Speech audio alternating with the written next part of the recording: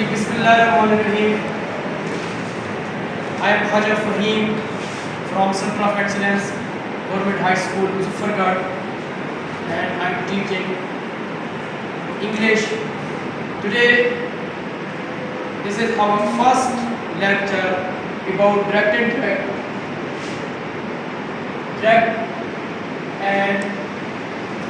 indirect.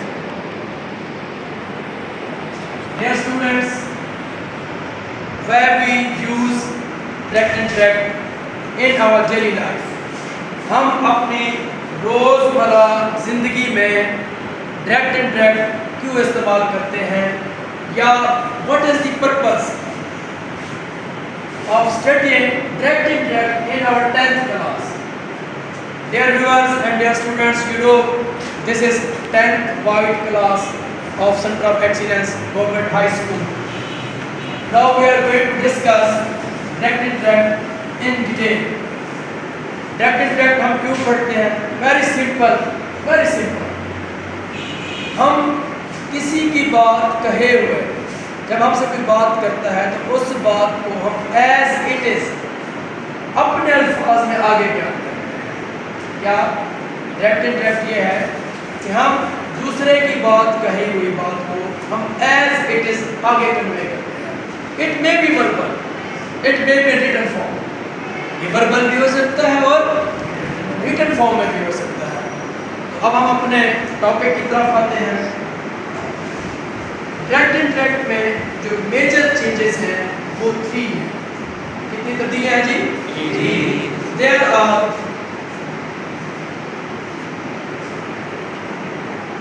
3 major changes in narration या in direct and indirect. Direct and indirect को narration भी कहा जा सकता है। डायरेक्ट एंड इनडायरेक्ट को नरेशन भी कहते हैं। इसके अंदर हमने कितनी तब्दीलियां कही हैं जी? 3 चेंजेस है इसके अंदर। उसमें से सबसे पहली जो चेंज है वो है चेंज इन प्रोनाउंस। प्रोनाउंस की तब्दीली, चेंज इन प्रोनाउंस। सबसे पहले जो हमारे अंदर तब्दीली हमने नरेशन के अंदर करनी है वो क्या है जी? Change in pronounce. दूसरी क्या है जी? Change in certain words.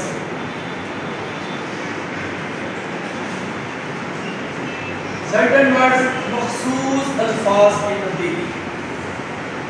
ठीक है, ये हम आपको इसकी डिटेल बताएंगे। पूरा मैं इसका चार्ट बना कर आपको दूंगा कि मखसूस अल्फाज की तब्दीली क्या है। सर्टेन को आप पर्टिकुलर भी कह सकते हैं। ठीक है जी, मखसूस अल्फाज की तब्दीली। ठीक हो गया। और तीसरी अहम तब्दीली जो है वो ये है कि चेंज इन टेंसेस। टेंसेस की तब्दीली हमने कितनी तब्दीलियां पढ़नी है जी? 3 तब्दीलियां पढ़नी है। Change in pronouns, change in certain words और change in tenses.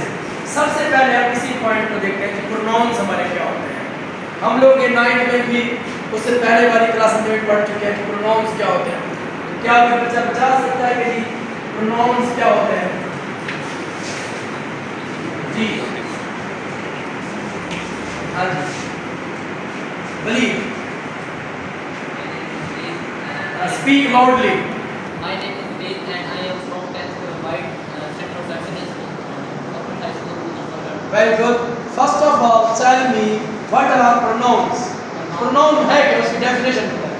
Nouns, the words which are used instead of noun are जो noun की जगह इस्तेमाल होते हैं। Pronoun are a word which used in place of a noun. Thank you. Have a seat.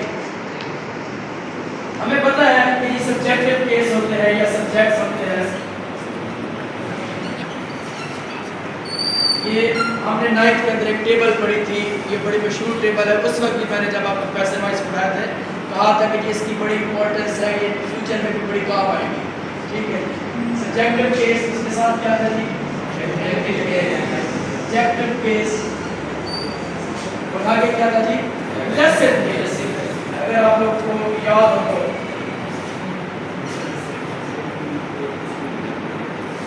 अब हम देखते हैं कि सब्जेक्टिव केस को उर्दू में क्या कहते हैं।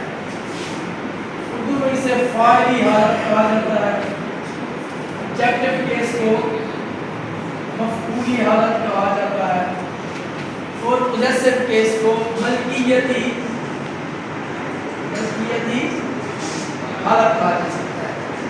जी हमें बताएंगे सुभान, सब्जेक्टिव केस क्या होता है? Good, I we you they he she it and noun. Very good, thank you, please have a seat.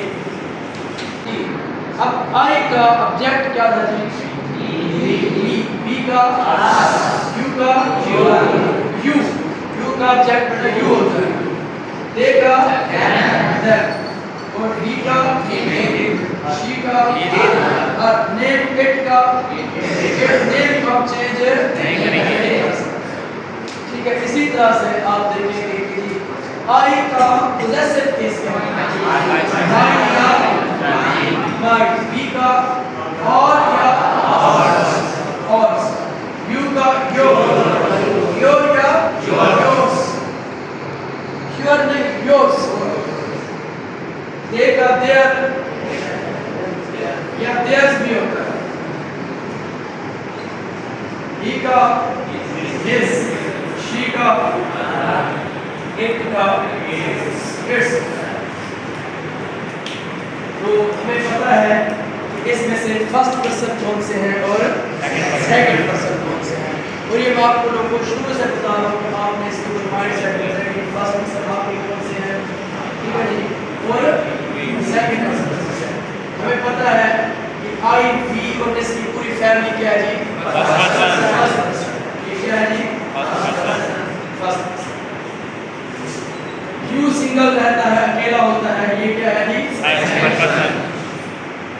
ये सेकंड पर्सन, ठीक है। दे ही शी इट और उनकी फैमिली क्या है जी? ये क्या है? Third person. ये सारी फैमिली क्या है जनाब? Third person. सारे के सारे क्या हैं? Third person. आप अगर इनको अलग से करना चाहते हैं तो कर सकते हैं,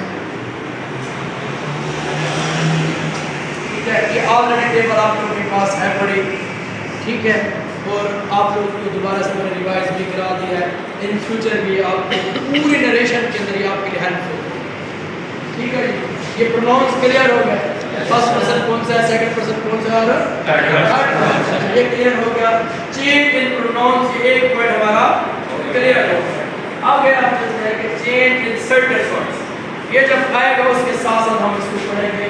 अब चेंज इन टेंसेस, अब हम फिक्रे की तरफ आते हैं। अब हम बच्चा आप जो है पूरी क्लास को एक दफा